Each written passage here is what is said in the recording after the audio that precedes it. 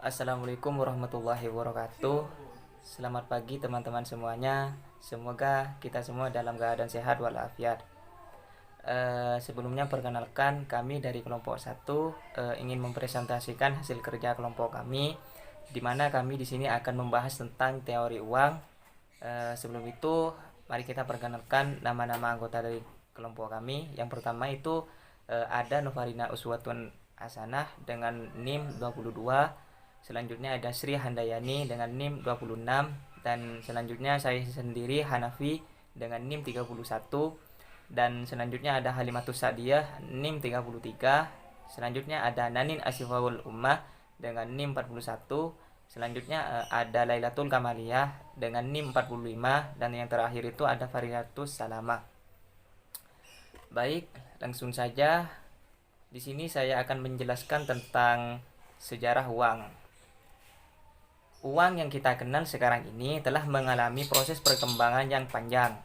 Pada mulanya, masyarakat belum mengenal pertukaran karena setiap orang berusaha memenuhi kebutuhannya dengan usahanya sendiri. Manusia berburu jika ia lapar, membuat pakaian sendiri dari bahan-bahan yang sederhana, serta mencari buah-buahan untuk konsumsi dirinya sendiri. Singkatnya, apa saja yang diperolehnya itulah yang dimanfaatkan untuk menjadi atau dikonsumsi untuk memenuhi kebutuhannya. Perkembangan selanjutnya yaitu yang pertama ada masa sebelum barter. Maksudnya itu masa ketika manusia memenuhi kebutuhan dengan kemampuannya sendiri, dalam artian secara individu yang bergantung dengan alam. Pada zaman ini, manusia belum menjadi makhluk sosial sehingga tidak membutuhkan orang lain untuk memenuhi kebutuhannya. Yang kedua ada masa barter. Pada masa ini, untuk memenuhi kebutuhan orang atau perkelompok orang sudah membutuhkan pihak lain yang dihasilkan oleh pihak lain. Karena jumlah orang yang sudah semakin meningkat dan bertambah, maka muncullah pertukaran barang. Karena pada masa ini orang belum mengenal produksi barang, syarat utama terjadinya barter adalah bahwa orang yang akan saling tukar barang, mereka saling membutuhkan. Selanjutnya ada masa uang barang. Nah, pada masa ini orang sudah mulai berpikir barang perantara sebagai alat pertukaran, maka dicarilah jenis barang yang dapat mempermudah pertukaran. Jenis barang yang pernah digunakan sebagai alat uang barang antara lain kulit hewan, batu-batuan berharga, kulit pohon, dan logam. Selanjutnya ada masa uang. Peradaban yang semakin maju mengakibatkan kebutuhan yang semakin banyak dan bertambah pula. Hal tersebut mendorong manusia untuk alat perantara pertukaran yang mudah, praktis, dan mempunyai nilai. Maka dikembangkanlah jenis uang. Baiklah, sekian presentasi dari saya. Untuk selanjutnya akan dijelaskan oleh teman saya, yaitu Halimatus Sa'diyah. Pengertian uang. Menurut Ensiklopedia Indonesia, uang adalah suatu benda yang mempunyai ciri-ciri tertentu yang dapat mempermudah pertukaran dan berfungsi sebagai alat pembayaran yang sah. Pengertian kata sah di sini adalah bahwa keberadaan uang tersebut dijamin oleh pemerintah dan dilindungi oleh undang-undang negara. Selanjutnya akan dijelaskan oleh Novarina. Saya Novarina. Di sini saya akan menjelaskan tentang teori nilai uang. Teori nilai uang membahas masalah-masalah keuangan yang berkaitan dengan nilai uang. Nilai uang menjadi perhatian para ekonom karena tinggi atau rendahnya nilai uang sangat berpengaruh terhadap kegiatan ekonomi. Hal ini terbukti dengan banyaknya teori uang yang disampaikan oleh beberapa ahli. Teori uang terdiri atas dari dua teori, yaitu teori uang statis dan teori uang dinamis. Yang pertama adalah teori uang statis. Teori uang statis atau juga disebut teori kualitatif statis bertujuan untuk menjawab pertanyaan apakah sebenarnya uang dan mengapa uang itu ada harganya. Mengapa uang itu sampai beredar? Teori ini disebut statis karena tidak mempersoalkan perubahan nilai yang diakibatkan oleh perkembangan ekonomi. Yang termasuk teori uang statis adalah teori metalisme atau intrinsik oleh KMAPP. Uang bersifat seperti barang, nilainya tidak dibuat-buat, melainkan sama dengan nilai logam yang dijadikan uang itu. Contoh, uang emas dan uang perak. Yang kedua, teori konvensi atau perjanjian oleh Devanzati dan Montanari. Teori ini menyatakan bahwa uang dibentuk atas dasar pemufakatan masyarakat untuk mempermudah pertukaran. Selanjutnya, teori nominalisme. Uang diterima berdasarkan nilai daya belinya. Selanjutnya, teori negara. Asal mula uang karena negara. Apabila negara menetapkan apa yang menjadi nilai alat tukar dan alat bayar, maka timbullah uang. Jadi, uang bernilai karena adanya kepastian dari negara berupa undang-undang pembayaran yang disahkan. Yang kedua adalah teori uang dinamis. Teori ini mempersoalkan sebab terjadinya perubahan dalam nilai uang. Teori dinamis antara lain yang pertama, teori kuantitas dari David Ricardo. Teori ini menyatakan bahwa kuat atau lemahnya nilai uang sangat tergantung pada jumlah uang yang beredar. Apabila jumlah uang berubah menjadi 2 kali lipat, maka nilai uang akan menurun menjadi setengah dari semula dan juga sebaliknya.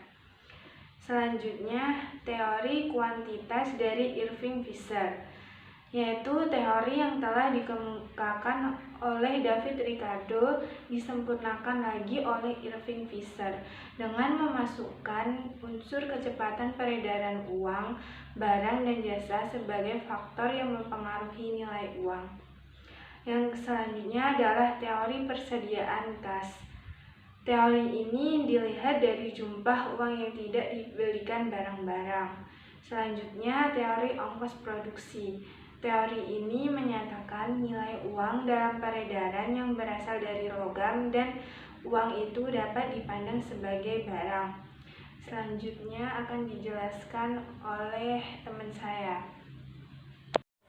Selanjutnya, saya akan menjelaskan motif masyarakat membutuhkan uang. Seorang ahli ekonomi menyatakan orang menyimpan uang tunai didasari oleh 3 motif, yaitu 1. Motif transaksi. Setiap orang mempunyai berbagai macam kebutuhan. Dalam memenuhi kebutuhannya, manusia memerlukan uang untuk mendapatkan barang yang diinginkan. Uang yang dimiliki digunakan untuk transaksi jual beli. Salah satu motif orang memegang uang adalah untuk bertransaksi dalam memenuhi kebutuhan hidupnya. Adanya perbedaan waktu antara permintaan dan pengeluaran merupakan dasar pertimbangan mengapa orang memegang uang. Dengan kata lain, motif transaksi adalah motif untuk melakukan kegiatan transaksi perdagangan. Misalnya, motif untuk membeli barang kebutuhan pokok. 2. Motif berjaga-jaga. Selain untuk melakukan transaksi, alasan seseorang membutuhkan uang adalah untuk berjaga-jaga. Bagi yang berpenghasilan lebih, sebagian pendapatannya disimpan atau ditabung, guna keperluan yang akan datang atau untuk keperluan yang mendesak. Motif berjaga-jaga merupakan motif menyimpan uang dengan tujuan membiayai hal-hal yang tidak terduga. Misalnya, biaya untuk berobat ketika sakit. Motif ini muncul karena adanya ketidakpastian di masa depan. Ketidakpastian tersebut dapat diartikan sebagai keadaan darurat atau muncul karena kesempatan baik yang tidak dapat diperkirakan sebelumnya. 3. Motif spekulasi. Biasanya orang yang memegang uang dalam jumlah banyak akan melakukan transaksi yang sifatnya spekulasi, di mana seseorang ingin mendapatkan keuntungan yang lebih besar dalam situasi tertentu. Keuntungan yang lebih besar dalam situasi tertentu, misalnya uang yang mereka miliki digunakan untuk membeli saham pada perusahaan tertentu yang dinilai bisa memperoleh keuntungan yang besar, meskipun dengan resiko yang tinggi karena sifatnya tidak pasti.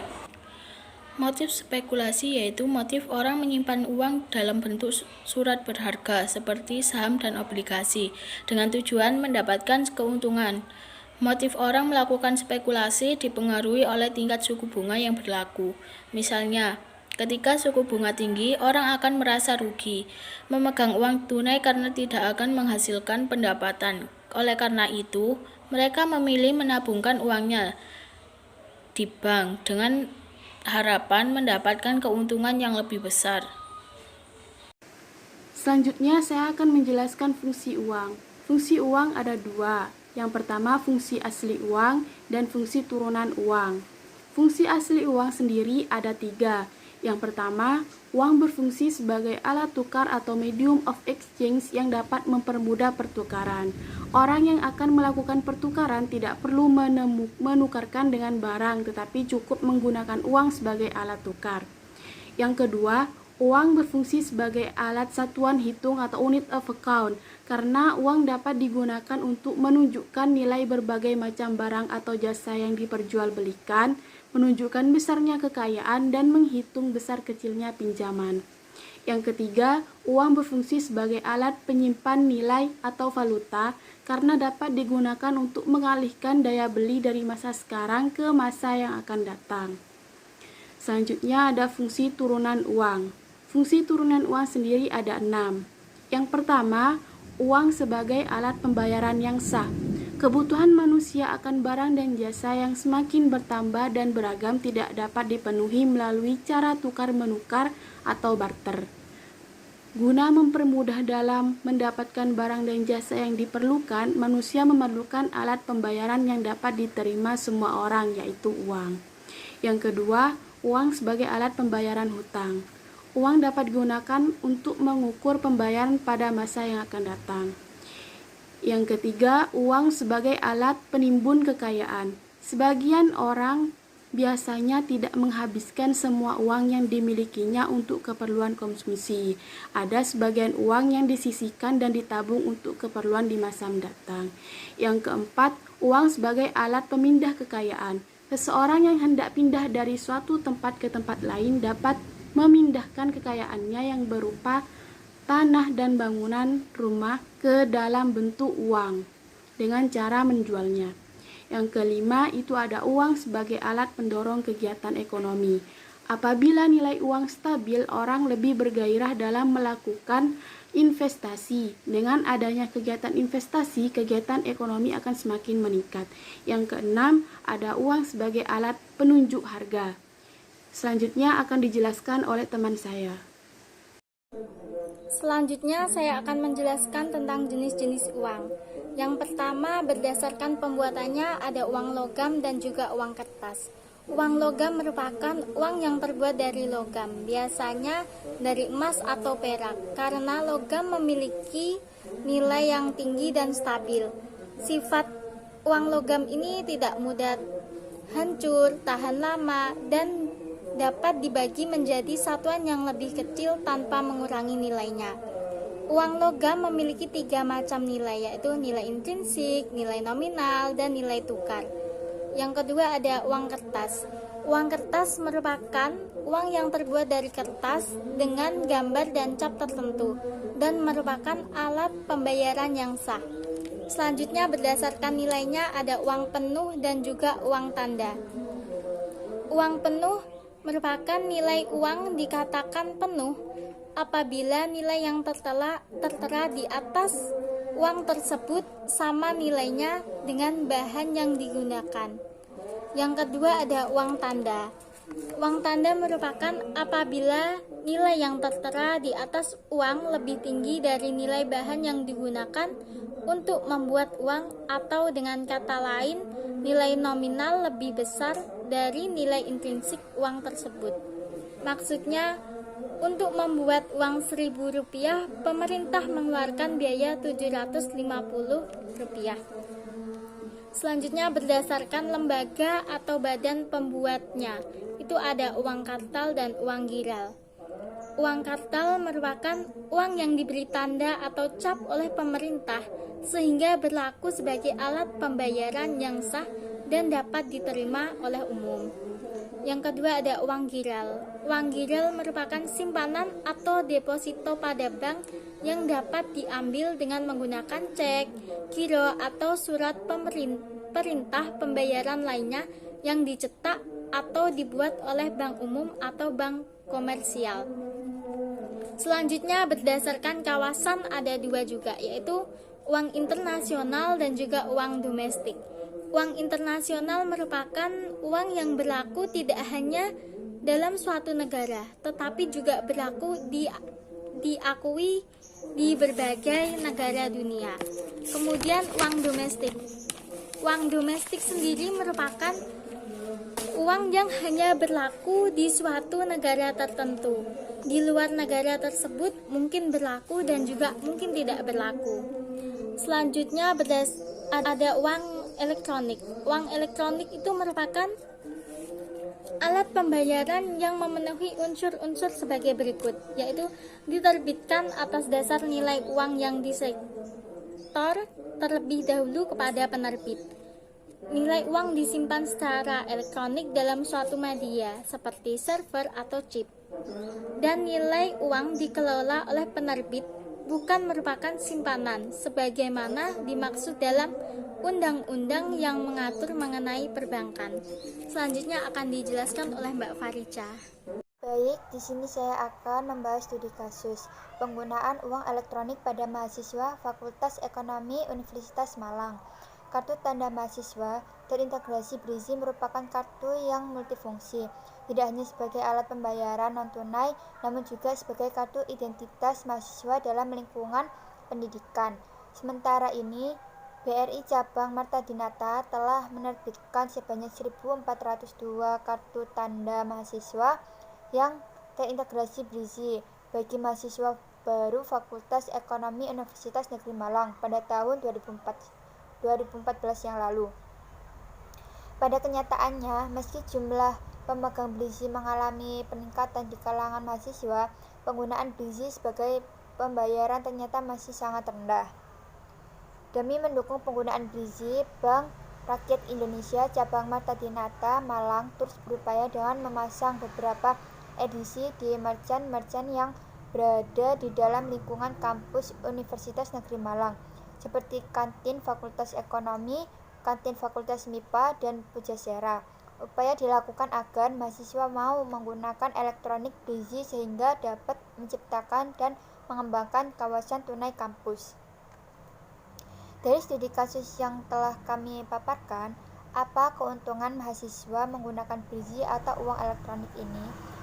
Yang kedua, alasan kenapa banyak yang masih belum yakin dengan adanya uang elektronik tersebut. Ketiga, dan apa kendala-kendala yang dialami oleh pihak bank meyakinkan mahasiswa untuk menggunakan uang elektronik. Baiklah, sekian presentasi dari kelompok kami. Kurang lebihnya kami mohon maaf yang sebesar-besarnya. Saya akhiri, wallahul muwaffiq ila aqwamit thoriq. Assalamualaikum warahmatullahi wabarakatuh.